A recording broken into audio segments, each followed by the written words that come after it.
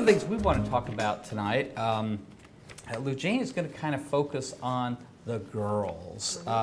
Really, you know, the Harvey girls, which were a core element of their success, but also Mary Coulter, who helped craft some of the most breathtaking, unique venues that some of those Harvey girls worked at. And Charles is, of course, the restaurant guy. He's the cuisine, and how did Fred Harvey make it work, and why were they so successful for so long? And I think I'm going to kind of offer some insights into how did this phenomenon ever get started against the backdrop of mid-19th century American dining, which was deplorable in most places, very good in a few elite places, and then, but they caught on with a newfangled mode of transportation called railroad, and rode it, I won't say to the end of the line, they rode it to the top of the trestle, and created a legacy that lives on today even. So, so Fred Harvey, who was this guy, and when did he have this great idea? Well, he was actually English. He came to the United States in 1850. He was about 15. There's some question. He kind of used different birth dates a time or two, and really none of them are verifiable in the archives of historic resources. So, but came to New York. Went through a lot of career searching. In the restaurant back room most of the time, ended up out here in the Midwest, and was selling advertising. For the Leavenworth Times. For the Leavenworth Times. So, so Charles, what do you think? How did this guy stumble on the right combination? I think Fred Harvey saw a need, the way that Howard Johnson saw a need for restaurants on the highway, and Ray Kroc saw a need for fast, cheap hamburgers. I think he saw a need and jumped right in. And the fact that, you know, leading up to the Civil War, railroads were rather, well, totally freight focused. There were a few efforts at passenger traffic in the East, but it was still a developing phenomenon. But the Civil War created some interesting opportunities. Here you have two large groups of people that are bent on attacking each other. You need a lot of cannon, you need a lot of bullets, guns, and all the infrastructure that supports those. So the American steel industry had a great growth opportunity and growth spurt as everybody ramped up to meet the demands for armament, and the railroads really developed as transportation networks. There weren't roads in most of the places. They were pretty easily demolished. So where the railroads could be built quickly and to the front to service those military needs, it really helped get them established. So leading up to the Civil War, where we have 1861, we have Kansas becoming a state. Kansas City, well, that's right, Kansas City didn't exist. We had Independence and Westport Landing as sort of the western outposts. In January of 1861, Kansas finally becomes a state, and in April of that year, boom, it all starts. Goes on for about 5 years, and then a winner is identified, and the country's ready to go back to exploring its westward potential, and the railroads were presented with a challenge. Let's see if we can connect the Midwest with San Francisco, the West Coast, and they both took off running with some hefty government subsidies. So I think this created several different railroads, and a whole bunch of them, in fact. If you look at the pedigree of the Burlington Northern Santa Fe today, you'll see there's something over 180 railroads, many of which, in fact, virtually all of them still exist legally because of the real estate, the track rights, those enduring attributes of railroads that it's much easier to just roll them all up together.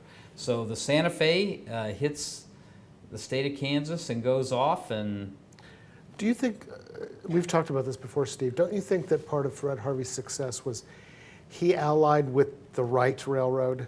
yeah, after he got turned down by his first choice, they was that the Missouri Pacific? No, I've got it written down here. Let's see. I'll find We've tried to actually do research on this, but We did. the Atchison, Topeka, and Santa Fe was not his first choice. Kansas Pacific was the first one that he had two cafes in different Yeah, one was in stops of this, Topeka, and one was in Hugo, Colorado. And that only lasted a year.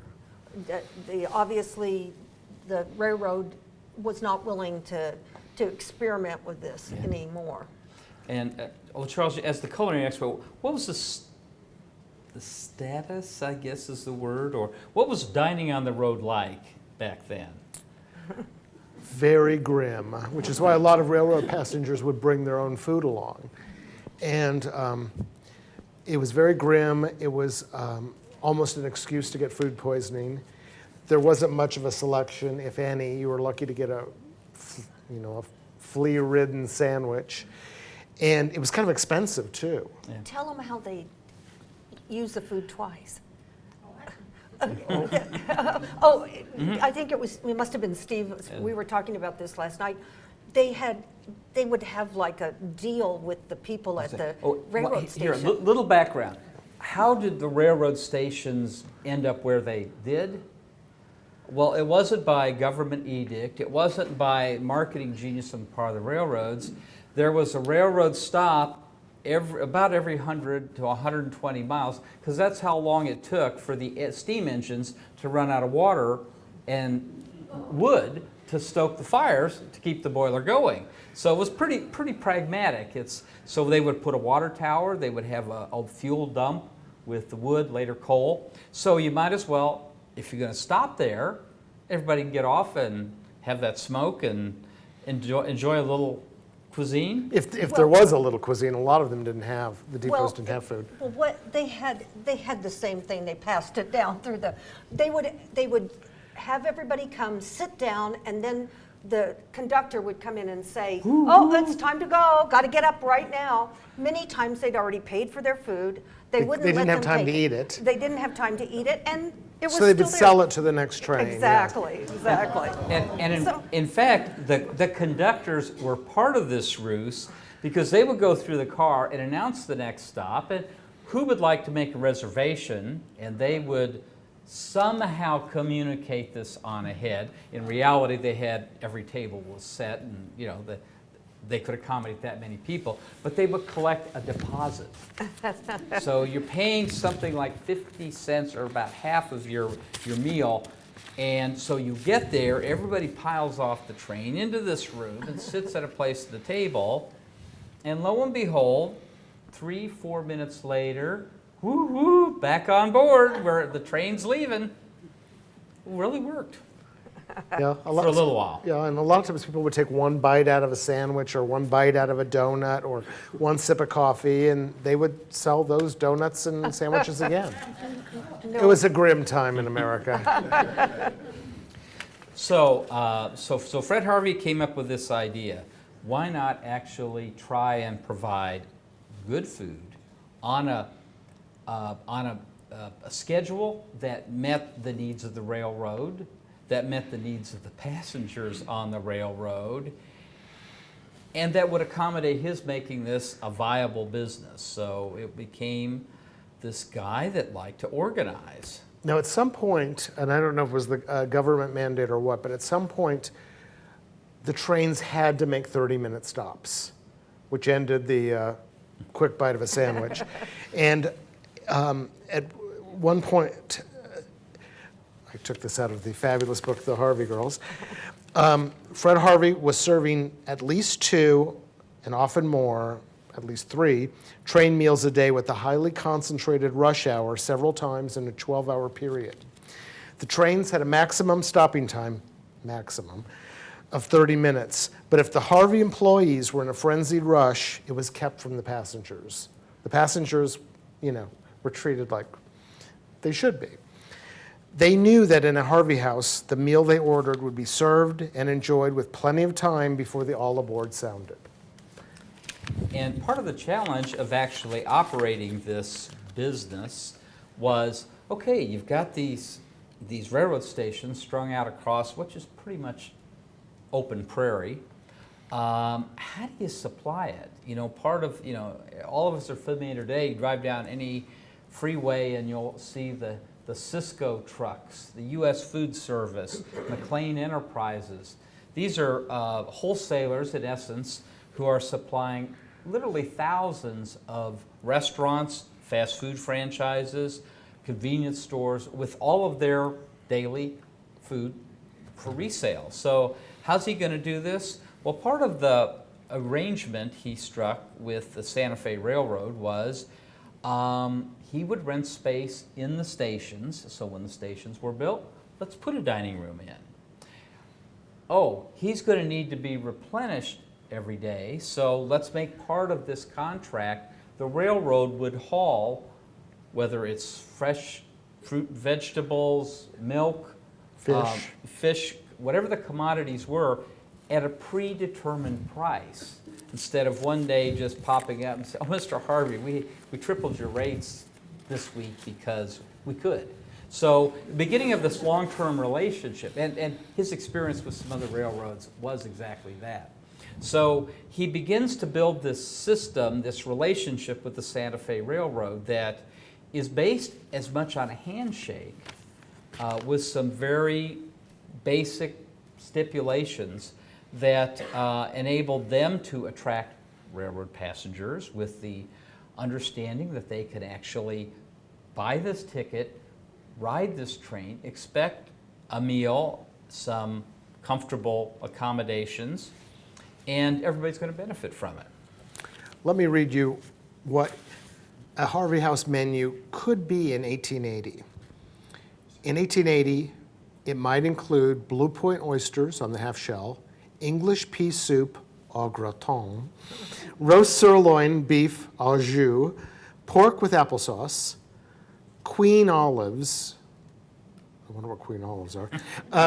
New York ice cream, bananas, grapes, oranges, Roquefort cheese, French coffee, and homemade pie. And the Harvey House pies were always sliced into 4 servings and not the traditional 6. Oh, and that meal, by the way, would cost 75 cents.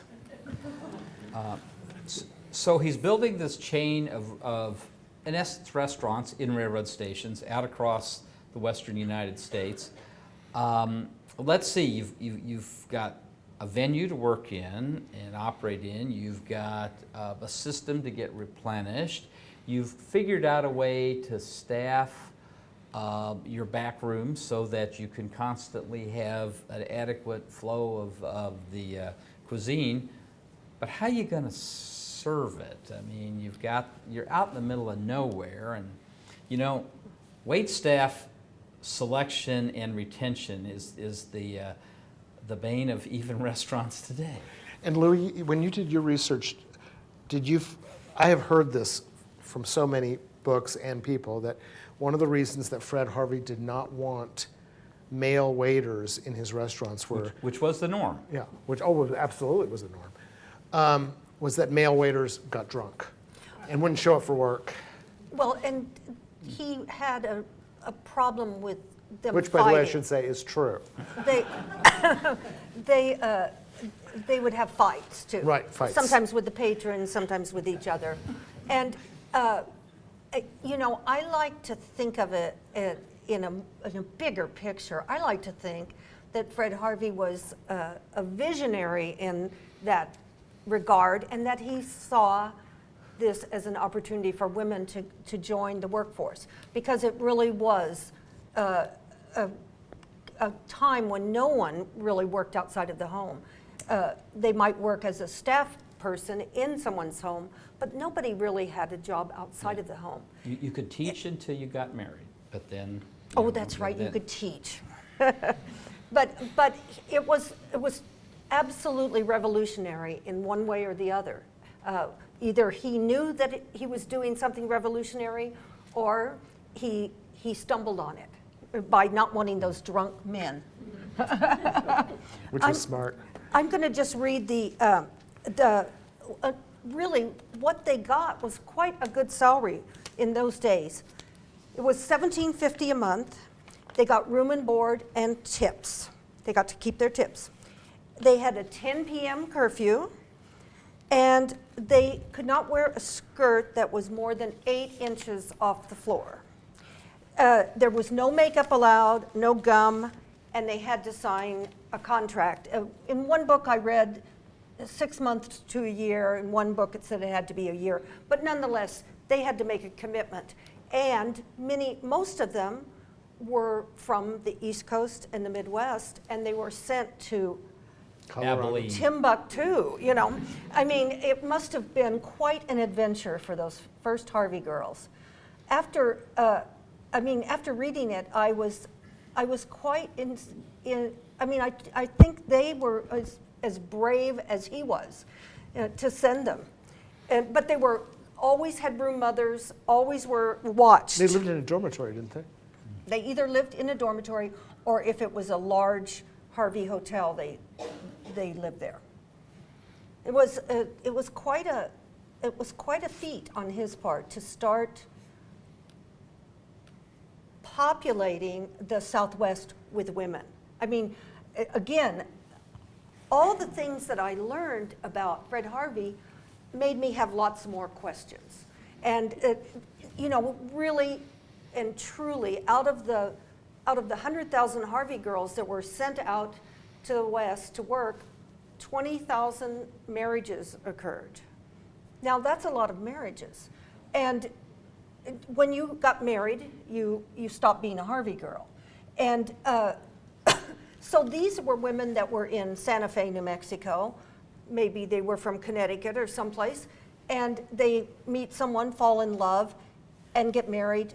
And now that community that they're in, wherever it was in the West, has a family, has more people. It's not just made up of cowboys anymore.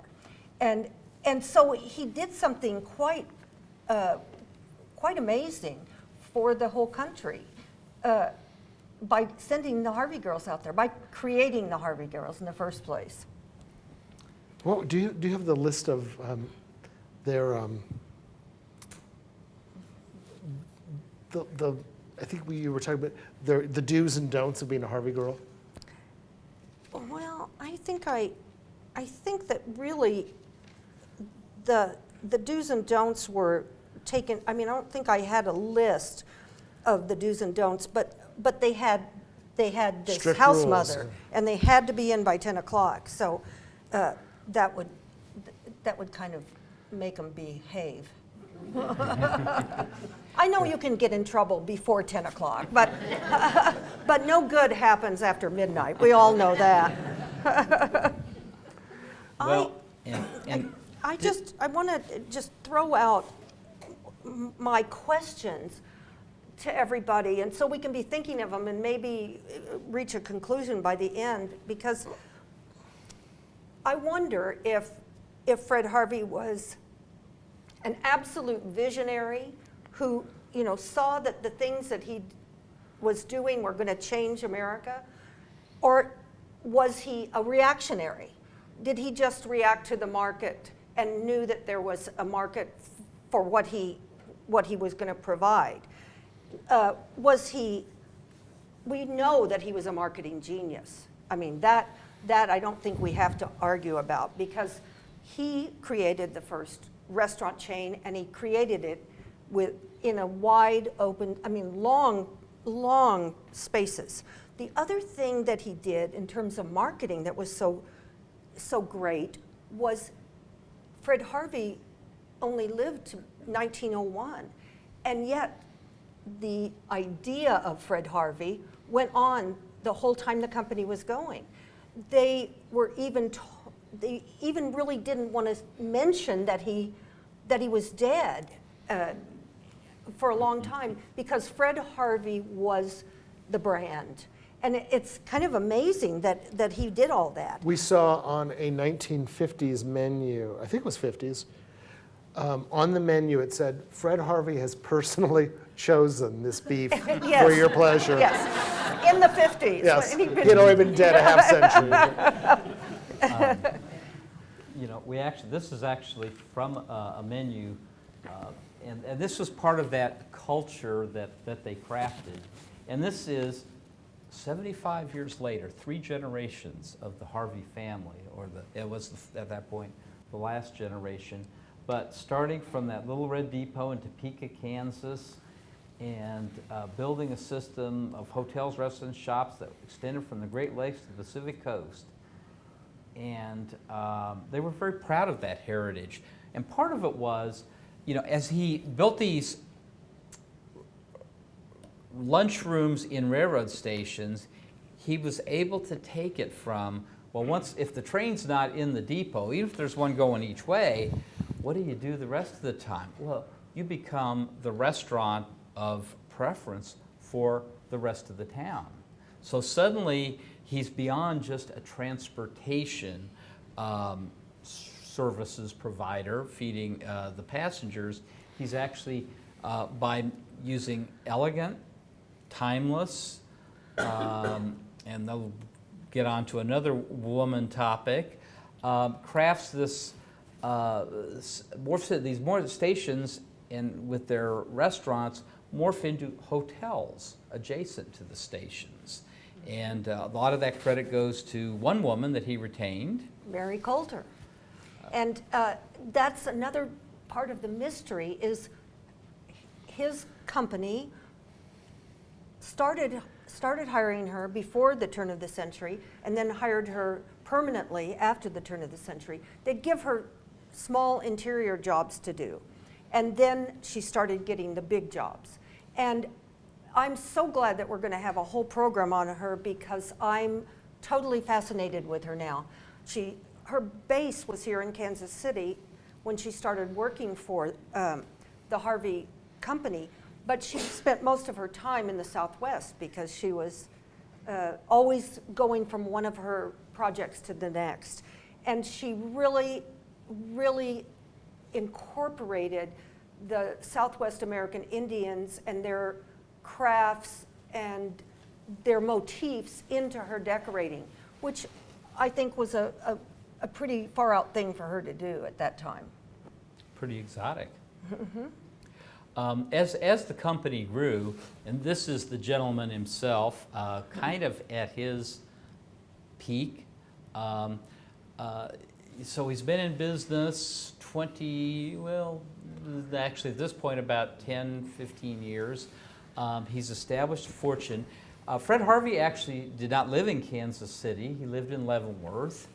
And the company was headquartered in Kansas City, and he would come down and manage it, but he would just always return to his home in Leavenworth. Which is still standing. Which is still standing. And he was a very private person who became this persona of a company, which is kind of unusual. He worked with a group of dedicated executives, and they methodically codified and administered everything for consistent standards of service, of operations. Everything was done, and you didn't deviate from the prescribed formula or procedure, because if you did, you didn't last very long. And that's why we say that if there hadn't been a Fred Harvey, there would not be a McDonald's, there would not be a Howard Johnson's, there would not have been a Gilbert Robinson. He really set the standard. And he was the first to actually realize that you can grow almost endlessly if you can control it. And how do you control it? You have the standards and you make them such a core part of the culture that your employees embrace it, or they move on to another opportunity. But it was kind of interesting. Fred had 5 children, and the oldest male was Ford Henry. And in somewhat after this picture was taken, Ford was a college freshman in Minnesota, I believe, and he got a letter, to come home. His father needed him. And he was summoned, and his father, who had a decades-long series of health problems, mostly gastrointestinal, mostly misdiagnosed, mistreated. He's lucky he survived some of the medical procedures that he was subjected to and subjected himself to, trying to find a cure. Today we would call it Crohn's disease or other permutations, but life was pretty miserable. So he became concerned about the age of 50 that he might not be around forever. So he summoned Ford home to begin shadowing him, to really learn every aspect of managing this company by watching and by being with his father full time. And he began to actually manage the company very quietly. No one even knew really he existed outside the top few layers of the organization, because he was the operations guy. Fred, Dad, was actually the face of the company. And Ford really was a visionary as well. I mean, he drove the company during its real glory years until the 1930s. And was able to maintain that relationship with the Santa Fe Railroad. Now, they in this same period, another name came into the public eye involved with passenger train traffic, George Pullman in Chicago. Well, his goal was to resolve the dilemma not of dining while traveling by rail, but sleeping or trying to maintain a civilized demeanor. And so he really created the concept of the Pullman cars. Privately staffed cars, you bought a ticket on the train, but you also bought a Pullman ticket. And you would have a berth in the Pullman sleeping cars. They kind of jockeyed back and forth who was really going to dominate that business. And the Harvey Company did go to having, literally, I've wanted to use this all day, Meals on Wheels with the dining cars. But didn't the Pullman dominate that? Yeah, there was a lot of competition, and a lot of it really revolved around how many railroads would use your organization. Pullman was ideally situated, headquartered in Chicago, had better connections for the eastern railroads, and so really dominated that sleeping accommodation car business. The Harvey Company ended up running about 60 dining cars, but exclusively with the Santa Fe. What's next on this? And here, if Fred Harvey was the genius that crafted the image, the Harvey girls were the ladies that made it all possible. And impeccably uniformed, regardless of where on the map they were. And their routine even came down to the coffee cups. They would be standing with the pot to pour as the passengers came in to sit down. There was not a second wasted. That is a great thing in the show in there about how they were able to be so smooth. If they put the coffee cup up in the saucer, it meant the person wanted coffee. If they put it upside down beside, it meant they wanted tea. And if they put it half and half, the cup upside down and kind of on the edge of it, it meant they wanted milk. And so people could come magically to one person would take the orders and somebody would come behind and know what they were supposed to pour. It's amazing. Fred Harvey actually, the last few years from about 1898 till his death in 1901, was really absent. He was in Chicago. He went to Europe several times. He was originally from England, so he made numerous trips back there, and he was constantly searching for a cure for his gastrointestinal ailment. And he went through surgeries that he was lucky he survived. And yet he came home. He died in February of 1901 at home, surrounded by his children. And he is buried in Leavenworth. And they opened the will. And his will was very straightforward. Nothing was to change for 10 years. His estate would be opened, the company would be owned by his estate, it would be managed as if he were still alive. In fact, he was comfortable that the methodologies he put in place would carry it forward under Ford's leadership. So this is really when Ford Henry steps out from behind the curtain and becomes it becomes known as the CEO of the Fred Harvey Company. As they built out following the Santa Fe system, this is a map of all the stations where they had either restaurants, and eventually a lot of them had hotels, especially Colorado going west. As Lou Jane mentioned, he quickly figured out that there was an exotic element to the Native American cultures of the Southwest, and why not capitalize on it? So the railroad stations soon had nice, elegant hotels. Then they had sort of charter services where you could, if you didn't have to meet a demanding schedule for your rail travel, go off for a day or two. And the Fred Harvey Company provided the cars, the guides, and took you out to see some of these sites. And if you didn't have time for that, oh, by the way, in the hotel and in the train station, they'd open shops. So the artifacts of Native American culture, whether it's pottery, weavings, art, suddenly you could buy it right here. Didn't have to go out to see the Pueblo. You just buy it right here in the Fred Harvey shop. But they were very proud of this, so they did these. These are all actually postcards. The red circles are everywhere that there's a Santa Fe hotel, dining and lunch rooms, or a facility under management of the Fred Harvey Company. And what they really want you to do was to buy this card, put an X where you were, and mail it to somebody. Because at the next station, you get another card and send that to somebody.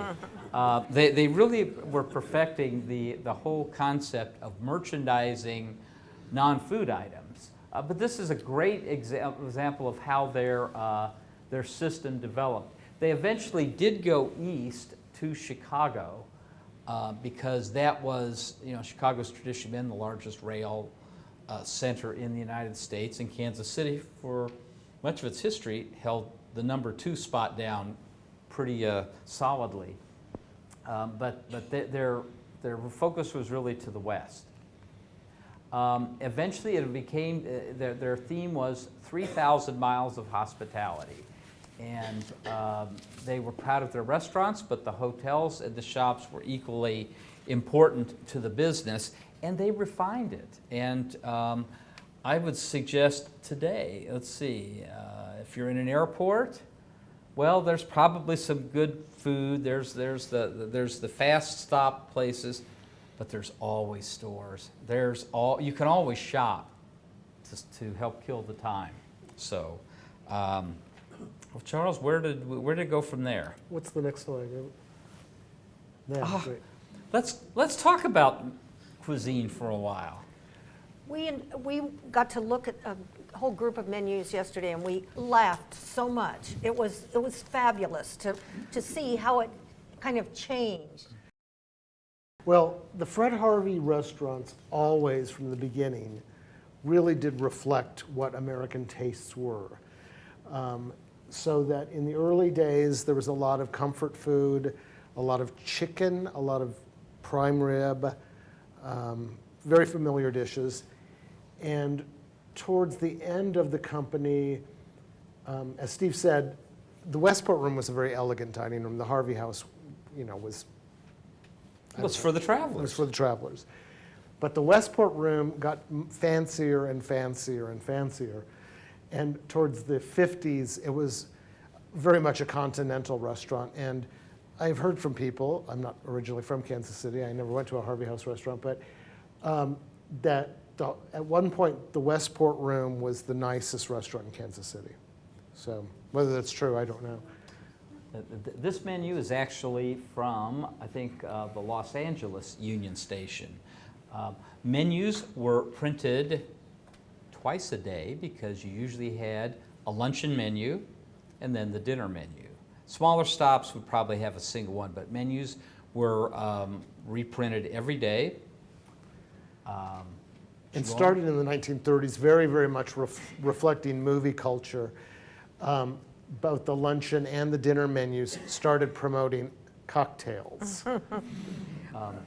It's interesting, and this is a cover from me. They had about 9 graphics at the peak where they would print the, in other words, you got pre-printed menus. The graphic is printed on one side, and then it's blank stock to be printed with that day's menus. They were very proud of their culture. Now we're thinking, in the era based on that engine, there was probably not a white-jacketed waiter outside banging a gong to welcome the passengers. But let's stop for a second and take a step back to another interesting phenomenon of Fred Harvey. And in 1912, Fred has been dead now for 11 years, but Kansas City's about to take a big step forward. They're going to get Union Depot out of the West Bottoms, and they're going to build Union Station. And he sees this as an opportunity to really establish a headquarters that beats anything else. So from the very beginning of the planning for Union Station, they had planned for their offices to be there. Obviously, a lot of their freight and supplies transfers would go through there. And they struck an agreement with the Kansas City Terminal Railway, which is the entity that is comprised of, I want to say, 11 railroads that all came into Kansas City. Now, they could either all build their own station, or they could collectively go together, get the economies of scale, and do something really nice. And that's what they did. So the Kansas City Terminal Railway was created and to own and operate Union Station.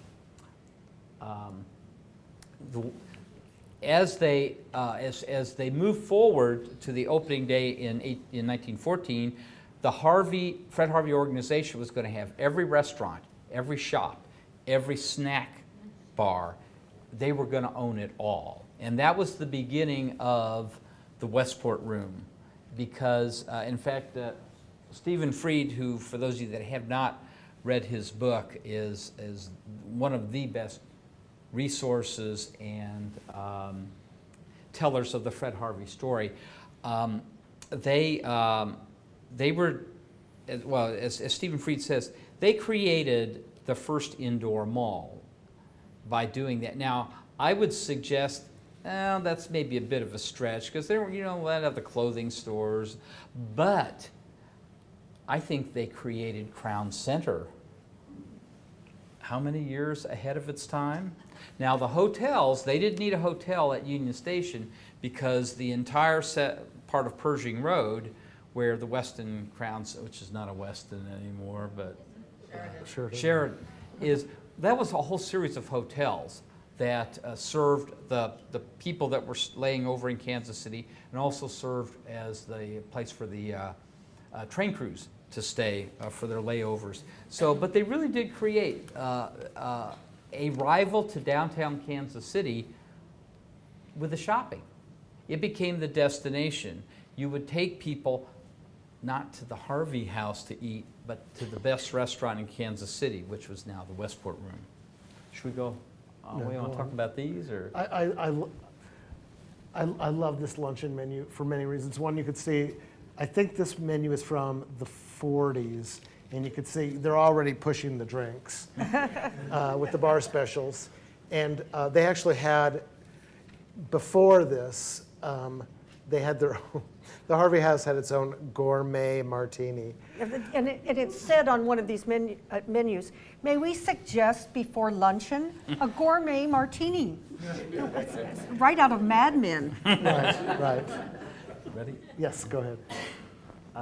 This is, we thought this was a great example because this is another side of the menu where they're actually talking a bit about their history and how they're,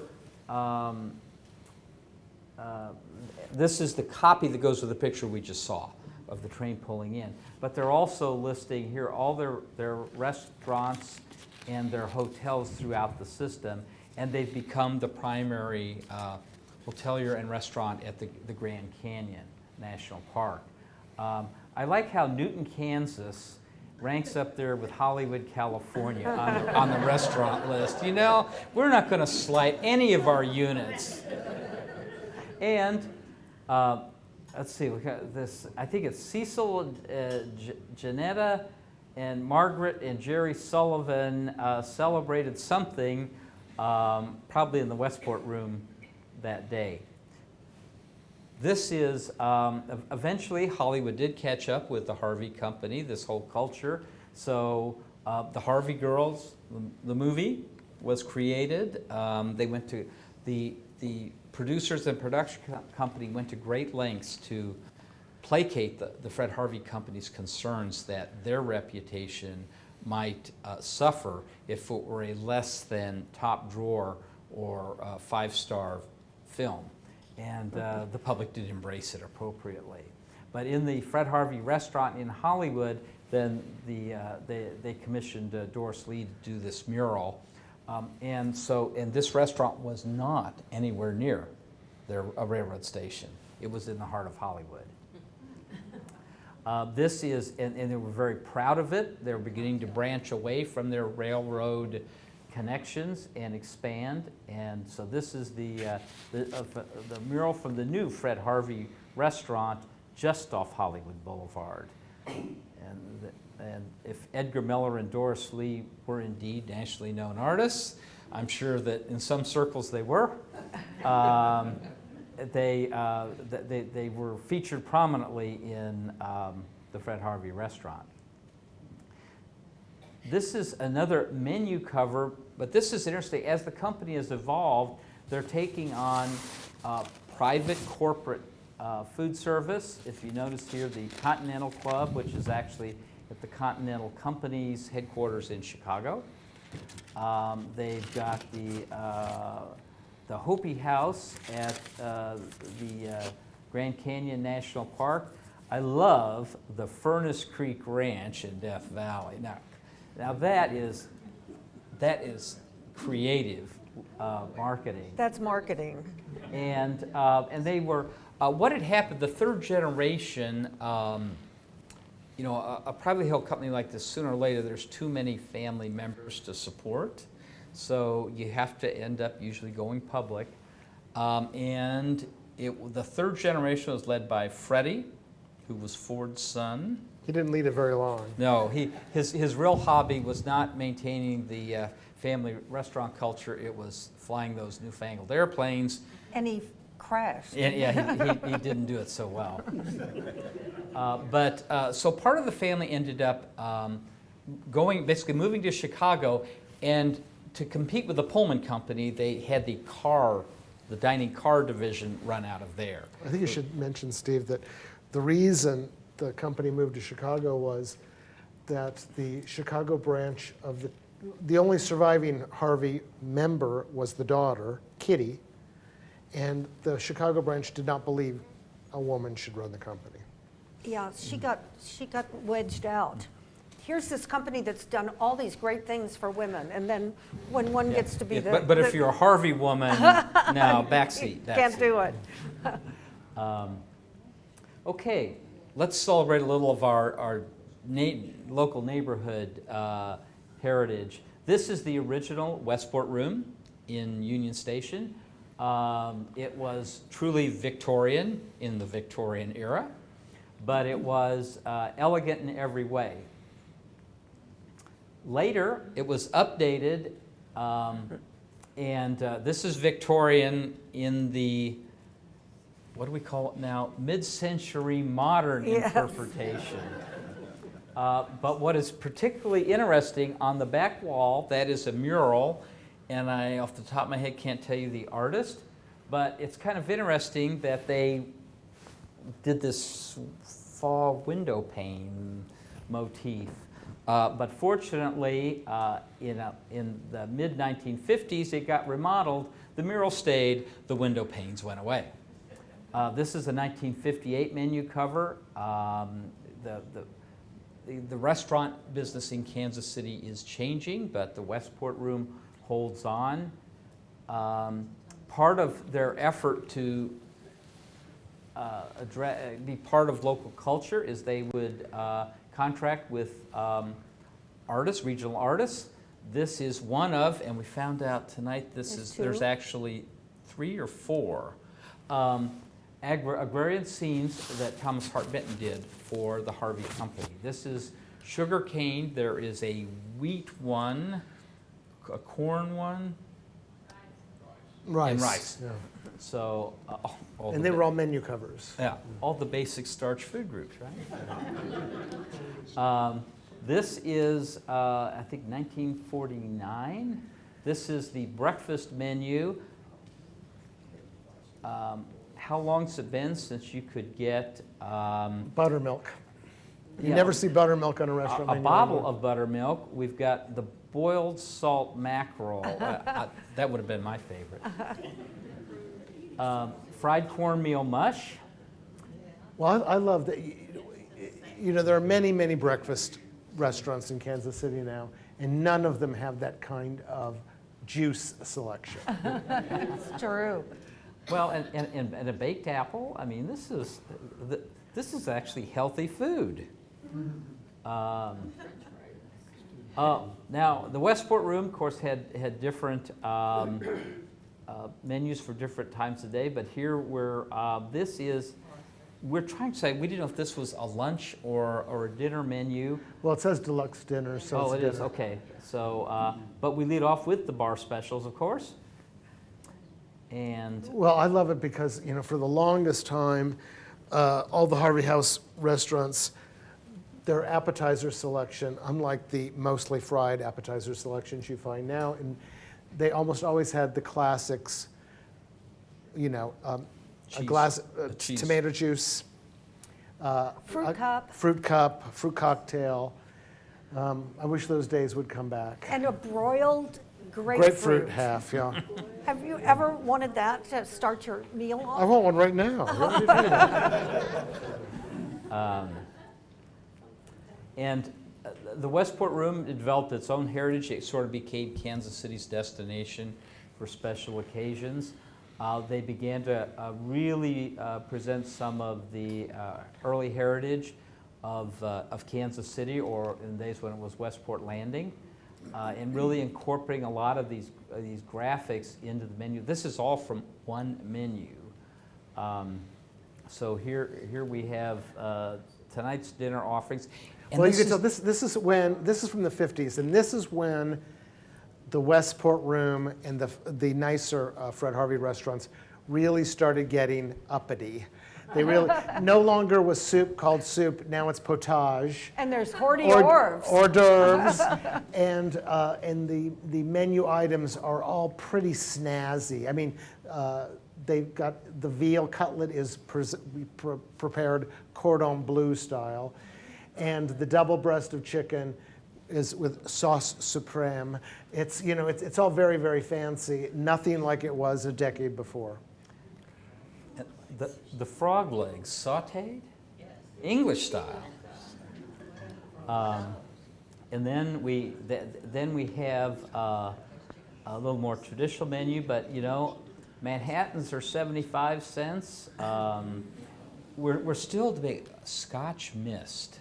That's kind of a mystery. I bet you never made one as a bartender. No, well, when I did, I worked for a company that was equally structured in systems. We had the ABC machine. You punched dry martini, or or vodka martini. I mean, and then you held it under the spout. Well, That's so they could hire somebody like me to be a bartender. well, Steve, I went to the International Bartending School, and a Scotch mist was our trick question. But it was, the elaborate, for a restaurant in a railroad station, it was amazing how this became the place for the special occasion. It's kind of an set of interesting views here. The merchandising was something they really perfected and became a major part of their business. But this is a postcard. It's the main waiting room of the new Union Station. And you notice the shops on either side are empty. They've got the scissor gates ready. They're ready to go, but the building's still not open. But it was still worthy of publishing a postcard of. Then, boom, the doors opened, and I think at its peak, Union Station serviced about 120 trains a day. And if you can imagine from an era when they're all belching smoke as they pull through, it must have been a healthful environment outside. But here we have, on the one side, is it fruit and candy? And on the other side, you've got the magazine room. But they and the Terminal Rail were very, very proud of their station. And eventually these shops became 24-hour, so you could put the merchandise outside. In the 1960s, even as rail traffic declined, the Fred Harvey Company still maintained what is in essence a shopping arcade. These are aluminum and glass, they're bigger than kiosks, I'm not sure what we call them, outposts. Look at the amount of merchandise in those. And for those of you that might remember Union Station in the final days of the car museum, the 30 or 40 vintage cars parked down the waiting room, and the door prize for the evening, which we haven't picked out yet, goes to whoever can tell us the name of the adult theater that operated in the... Now, Steve, I think you need to point out that was not a Fred Harvey enterprise. Yeah, that did not fit the corporate standards. But still, I mean, this is Save You, and these are postcards. They thought their shops were good enough. People should buy a postcard of their shops. But this was, looks out to the south. On the mezzanine were the USO Lounge and the Travelers Aid Society Lounge. My grandmother volunteered at both. She met more interesting people that way. This is an interesting view looking to the east, but you see that the Fred Harvey food service operations are still intact. They've been expanded out into the main waiting room. We have the cocktail lounge. I guess it's closest to the exits down to the tracks, because when you're in a hurry. In the middle, we have the Harvey House, the traditional restaurant, and you can see on the very far end the Westport room. So still in operation, still holding its own. Eventually, Fred Harvey Company did pull out of Union Station completely, and the Ralph Gaines organization came in and operated. They pulled out in '68. Yes. And they replaced by the Ralph Gaines, the Lobster Pot. Well, first it was the Landmark, then it was the Lobster Pot. But this is, and this is another one of those great cards where, now, buy this, check it off, tell people where you are, and then get back on the train. But this was, the business was changing. The interstate highway system and air travel took the passenger business away from them. And so they began to evolve and try some other concepts. And one of the local prototypes that we're not aware ever got any further development was out at the Blue Ridge Mall, which was the first shopping mall in the Kansas City market, was the Blue Rooster coffee shop. I grew up out by there, and I do kind of remember they actually had car hop service originally. That didn't seem to pan out, but it actually endured for decades as I think they sold it off to different ownership, but it remained the Blue Rooster. Ironically, on that site today sits and a McDonald's. There's just a Starbucks and a McDonald's. The employees of both organizations are adhering to very rigid corporate standards that come down from their senior management also. So today, some of our best artifacts of the Fred Harvey era are great memories for those of you that were able to frequent some of their establishments. There are some cookbooks. Stephen Fried has a number of the better recipes in the back of Appetite for America. And there are some, and I'm not sure that this was approved by corporate. This may have been somebody celebrating the heritage of it. And we still have Union Station, and it's undergone its own rebirth, and is going into a new era. And we have our current display here. So, are we ready to take questions? I think we're ready to take Yeah. questions. Or if you have good stories too. Yeah.